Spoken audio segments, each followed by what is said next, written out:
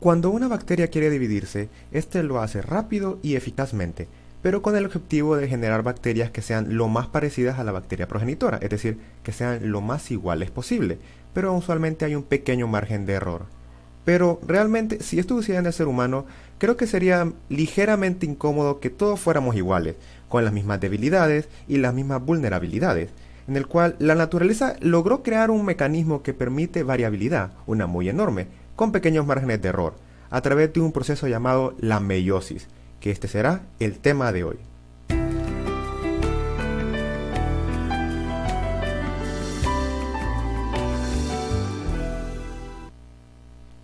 Hola a todos, un placer estar con ustedes de nuevo. El día de hoy vamos a ver el tema de división celular, específicamente meiosis. Pero para comenzar con el tema, ocupamos reafirmar algunos conceptos. Juguemos a algo. ¿Cómo se miraría el ADN dentro del núcleo de las siguientes células si las abrimos? ¿Unos segundos? Bien, si dijeron que no hay o no se puede ver ADN en el glóbulo rojo, están en lo correcto, ya que hay que recordar que el glóbulo rojo no tiene núcleo cuando éste está maduro. Así que vamos a eliminarle. Así que tenemos una célula epitelial intestinal y una neurona. Algunas de sus características son, por ejemplo, que la célula intestinal tiene el potencial de división y la neurona no se divide. Así que podríamos suponer que quizás su ADN se mira algo distinto. Así que vamos a abrir ese núcleo. Ok, quizás esto no es algo de lo que muchos esperaban. ¿Dónde están los cromosomas en forma de X que miramos todo el tiempo? Así que creo que tenemos una confusión general con eso, en ambas células. Comencemos a reafirmar estos conceptos. Agarramos este núcleo y pongámosle algo de fondo para que no confunda tanto la imagen. Lo que estábamos viendo realmente es lo siguiente: hebras de ADN o hebras de cromatina. Entonces, cada color que tenemos acá es un cromosoma con una línea de cromatina, que solamente es una línea de ADN condensado. En el núcleo podemos encontrar dos tipos de cromatina. Eucromatina, que es ligeramente descondensado, más libre. Este se puede transcribir y hacerse proteínas a base de él. Y también tenemos heterocromatina. Este extremadamente condensado, no se puede transcribir y sirve para ahorrar espacio. Si nosotros viniéramos y las condensáramos todavía más, para poder hacerla en una forma un poco más didáctica, se mirarían así. Esto no lo vamos a encontrar en la naturaleza realmente todo el tiempo. Usualmente está como vimos en la imagen anterior, pero vamos a utilizar estas imágenes para poder seguirles y ver exactamente qué sucede durante la meiosis con esta célula y estos cromosomas. Así que cada color es un cromosoma, cuando estaría muy condensado. Los humanos tenemos 46 cromosomas, pero no solamente tenemos 46 cromosomas, realmente son 23 pares de cromosomas. ¿Qué significa esto? Bien, vienen en juegos. La mayoría de nuestras células son diploides, es decir, que un cromosoma viene de nuestra mamá y un cromosoma viene de nuestro papá. Esto es algo relevante porque significa que el par es casi igual al otro. Es decir, que el cromosoma de mamá tiene los mismos genes que los cromosomas de papá, pero la forma en la que están escritos pueden ser ligeramente distintos, por lo cual puede ser que en algunas personas un gen de uno de estos dos cromosomas no funcione, pero en el otro sí, por lo cual tiene, por así decirlo, una llanta de repuesto por si uno de estos genes no funciona. Debido a que tenemos estos cromosomas que son en pares, se les denomina cromosomas homólogos. Y tenemos por lo tanto 23 pares de cromosomas homólogos. Las únicas células de nuestro cuerpo que no son diploides son los gametos, es decir, los espermatozoides y los ovocitos.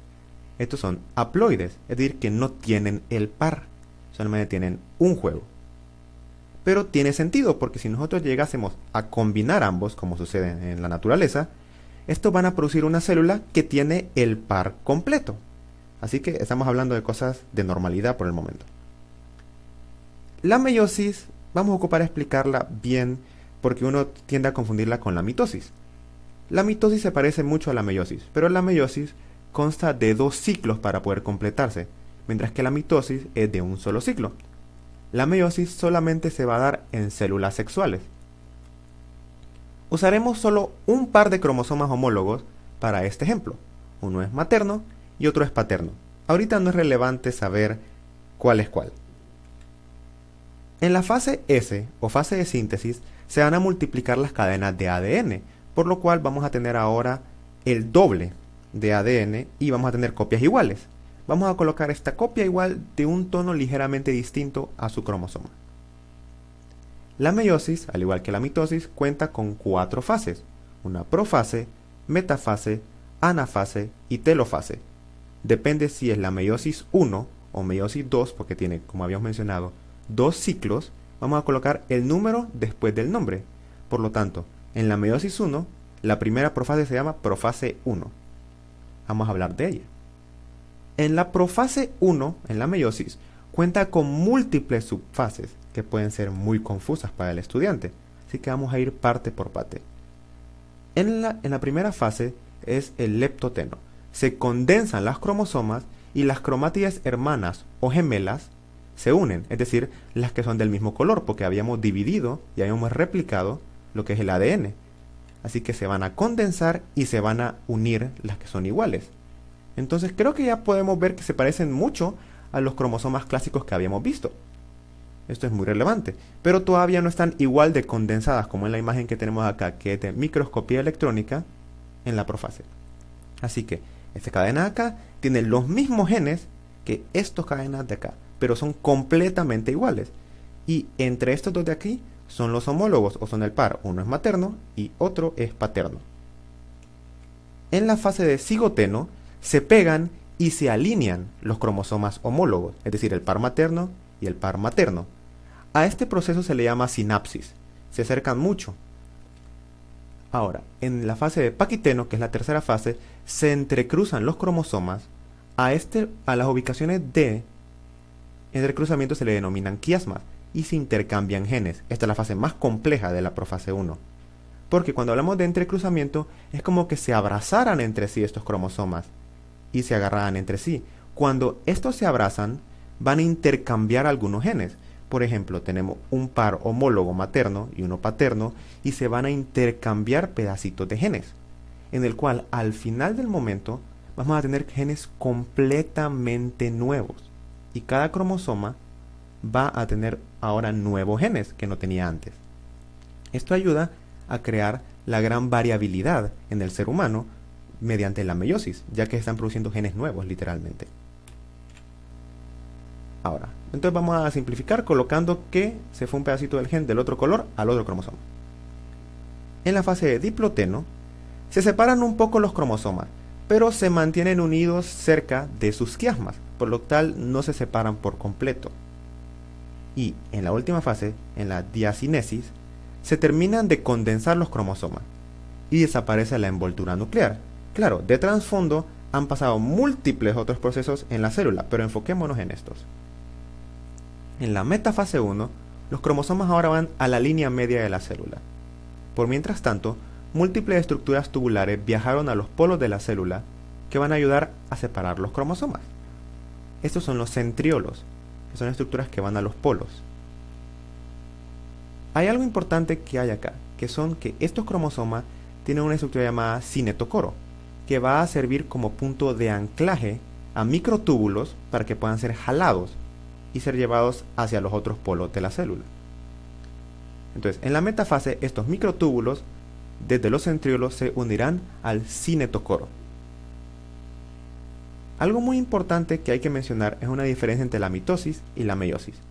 En la mitosis, los microtúbulos se unen a cada cinetocoro de cada cromosoma, y cada cromosoma tiene dos, uno a su derecha y otro a su izquierda. En la meiosis no es así. En la meiosis sucede que, ya que tenemos los dos cromosomas pegados, cada quien con su cromátide hermana, resulta que en el juego de los dos cromosomas solamente se unirá los microtúbulos a un cinetocoro por cromosoma. Esto va a hacer que la división sea desigual. En la anafase se separan y se jalan los cromosomas a los polos. Así. Quiero que noten algo. Vamos a colocar una imagen de la mitosis para ver la diferencia. Volvamos a verlo. Esto es meiosis. Se jala el cromosoma completo con doble cromátida. Pero en la mitosis es distinto, ya que los cromosomas no estaban pegados con sus homólogos.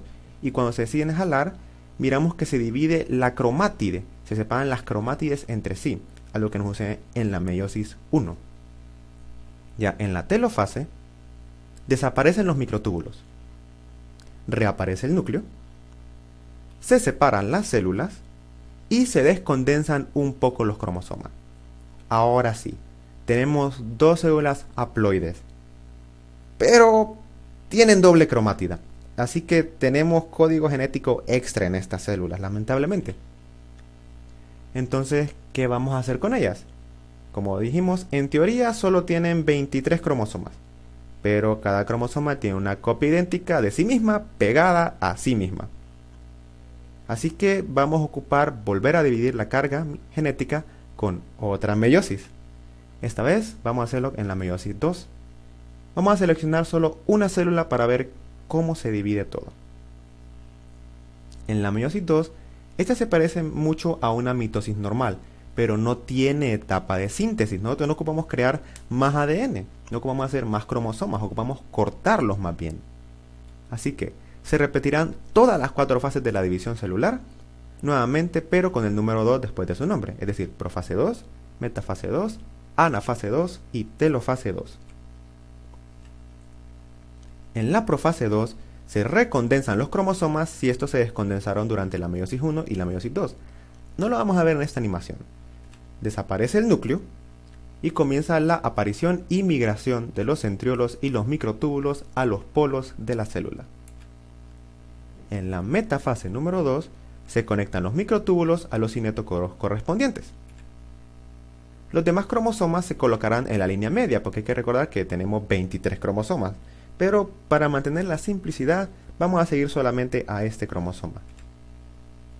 En la anafase 2 se separan las cromátides hermanas o gemelas, una a cada polo de la célula. Y esto es lo mismo que sucede en la mitosis. La única diferencia es que en vez de tener 46 cromosomas, solamente teníamos 23. Y en la telofase 2, desaparecen los microtúbulos, reaparece el núcleo, se separan las células, se descondensan los cromosomas y ahora tenemos células haploides verdaderas de una sola cromatide. Hagamos un pequeño resumen porque esto es bastante contenido realmente. Así que tenemos nuestra célula diploide que tiene 46 cromosomas, un N. Un N se refiere a que solamente tiene un cromátide. Algunos libros cambian esa nomenclatura, así que tengan cuidado a la hora de leer distintos libros, ya que a veces menciona 1C, 1N, 1X, etc. Así que tenemos nuestro par homólogo, uno de mamá y uno de papá. En la fase S vamos a duplicar esto. Y ahora tenemos 46 cromosomas 2N. Algunos autores, en vez de decir 46 cromosomas 2N, dicen que tienen 92 cromosomas. Eso solamente es cambio de lectura, eso solamente no altera nada, pero se refiere a que tenemos ahora pares iguales. En la meiosis número 1 vamos a dividir estas a 23 cromosomas 2N, es decir que vamos a haber colocado a nuestras células con sus cromátides hermanas y va a suceder el proceso de sinapsis y quiasma y va a haber un entrecruzamiento de genes, produciendo genes completamente nuevos. En la meiosis 2, esta vez solamente vamos a cortar estas cromátides y cada célula va a recibir una sola cromátide, que ahora es un cromátide completamente nuevo a la célula original debido al entrecruzamiento. Y este fue todo el tema de hoy, bastante corto realmente. Muchas gracias por su atención. Si desean volver a ver alguna de estas fases, solo tienen que apretar en la pantalla alguna de estas. Y si quieren adentrarse un poco más al tema de mitosis, que está aquí, o quieren ver exactamente cómo sucede la meiosis en las células del testículo, las espermatozoides o los ovocitos en el ovario, pueden apretar los links para los siguientes videos. Muchísimas gracias por su atención de nuevo y hasta la próxima.